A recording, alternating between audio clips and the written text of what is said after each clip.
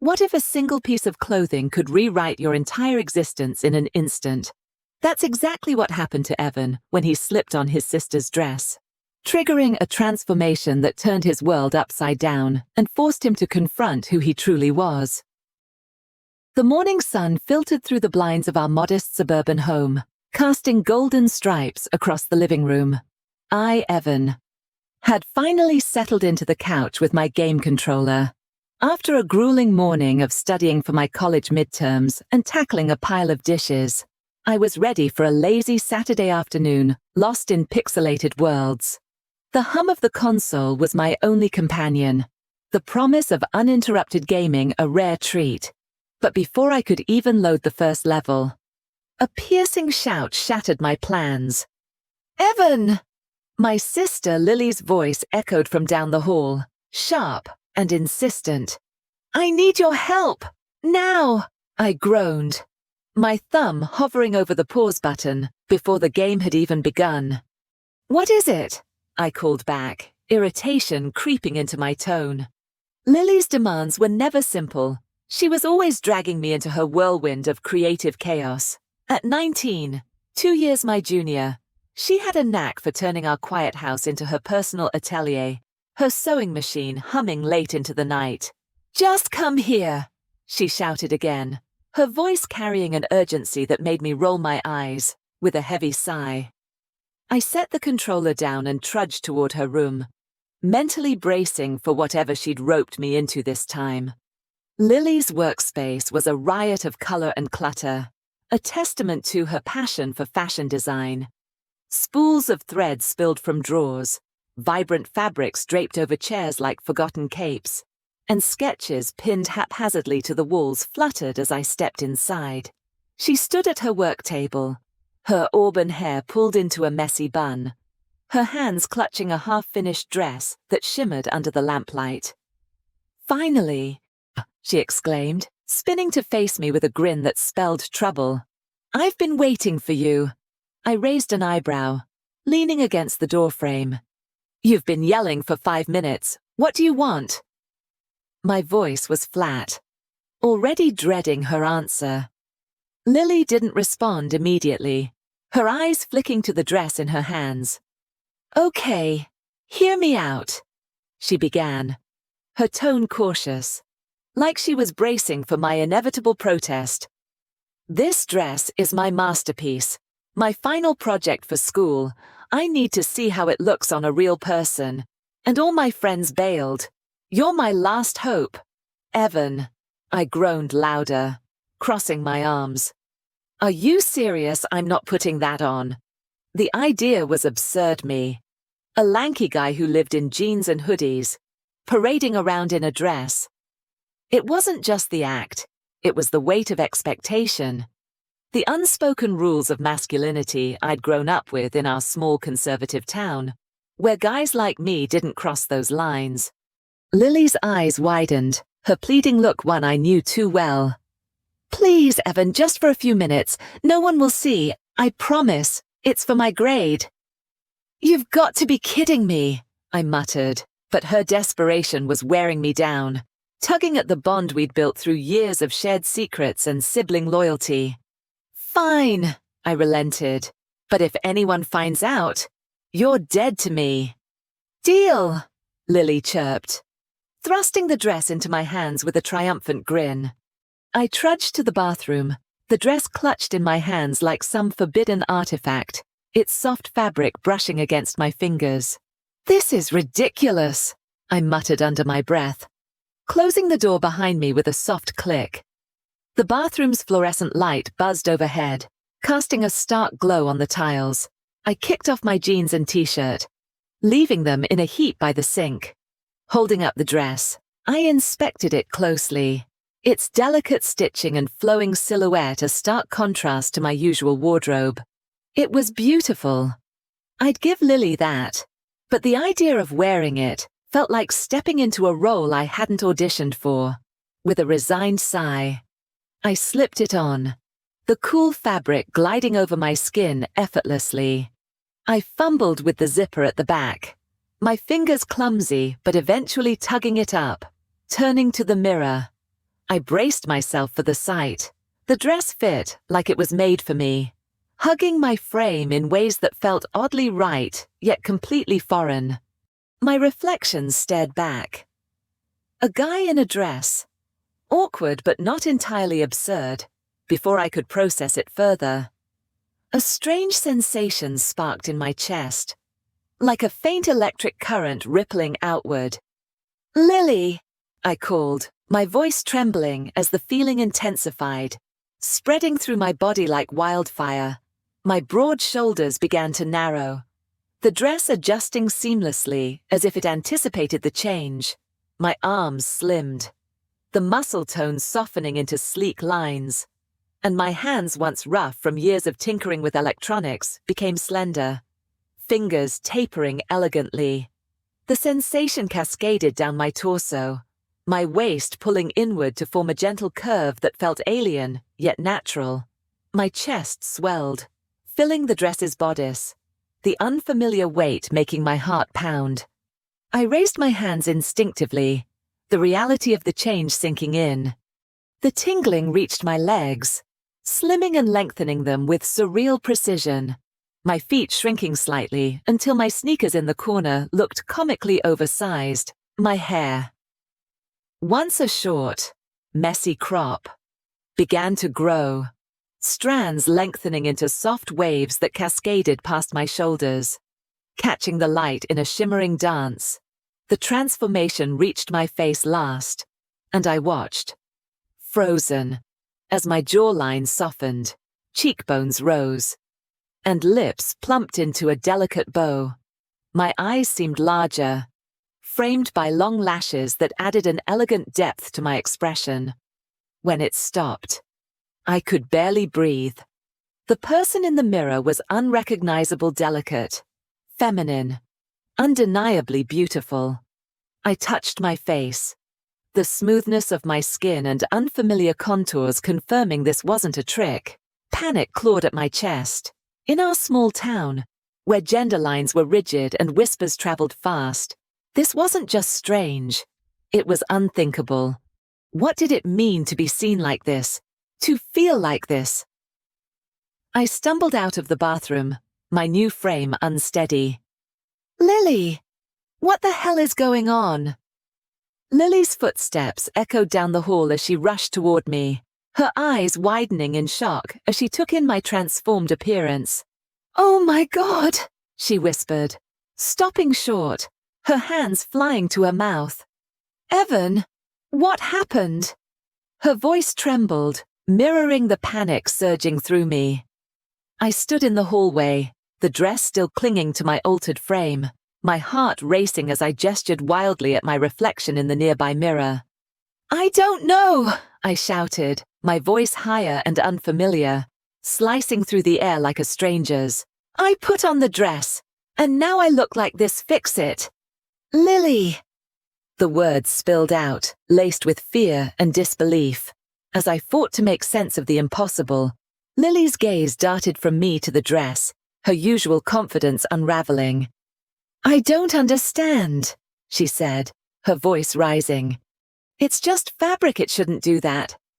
She stepped closer, inspecting me from head to toe, her brow furrowed as if searching for a logical explanation.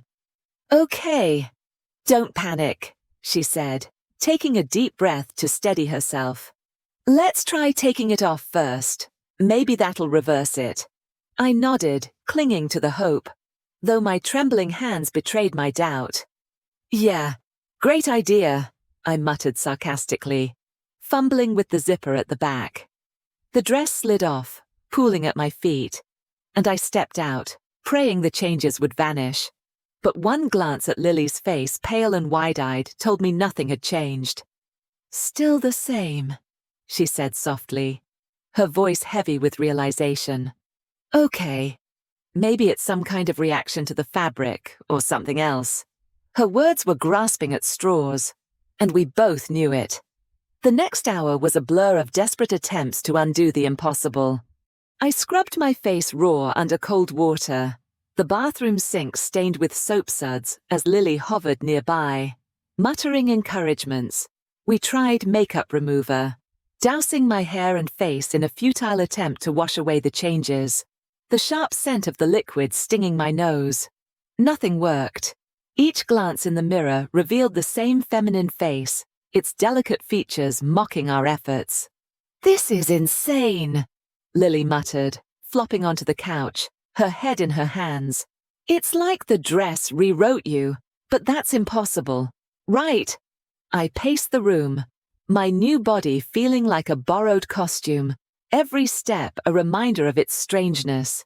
"What if this is permanent?"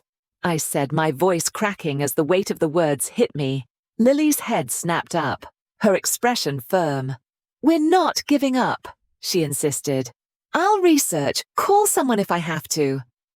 We spent hours inspecting the dress, holding it up to the light for hidden clues, scouring online forums for tales of cursed clothing, even shouting at the fabric in frustration, as if it might respond. By midnight, exhaustion overwhelmed us, and I sank onto the couch, my head buried in my hands, the fear of an unknown future pressing down like a storm cloud. The days following the transformation were a haze of disbelief and discomfort. I woke each morning hoping to find my old self in the mirror, but the reflection remained stubbornly unfamiliar. A delicate face with soft features and cascading hair that felt like a stranger's. I avoided mirrors as much as possible, retreating to my room where the world felt marginally less alien. Eating was strange. My smaller hands fumbling with forks and cups, and even walking felt off, my balance shifting with the new proportions of my body. Every sensation was a reminder of how far I was from the Evan I knew. Lily, sensing my need for space, gave me distance at first, though her worried glances betrayed her concern. She'd knock softly, offering tea or snacks, sometimes lingering outside my door to talk through the wood. "Evan," she said one evening, her voice gentle but firm. "You can't hide forever. I'm here to help." I didn't respond, my gaze fixed on the floor, the weight of her words sinking in. Hiding was all I could manage. Our small town wasn't exactly a haven for defying gender norms, and the thought of facing anyone like this made my stomach churn. On the fourth day, Lily had had enough. She burst into my room, arms laden with clothes, her expression a mix of determination and exasperation. "All right," she declared, dumping the pile onto my bed. "No more moping. We're doing this." I narrowed my eyes. "Doing what?" Her answer was resolute, helping you adjust. "The sooner we figure this out, the sooner you can feel like yourself again." I wanted to argue, to retreat back into my cocoon of denial, but her persistence was relentless. "Lily, I don't even know who I am anymore," I admitted, my voice cracking under the weight of the truth. "How am I supposed to adjust to something that doesn't feel real?" She sat beside me, her expression softening. "One step at a time," she said gently. "Let me help you." Reluctantly, I let her take the lead, though every instinct screamed to resist. She started with my hair, now long and wavy, a cascade of chestnut that caught the light. "Your hair is stunning," she said, wielding a brush like a wand. She showed me how to detangle from the ends up, her hands deft and patient.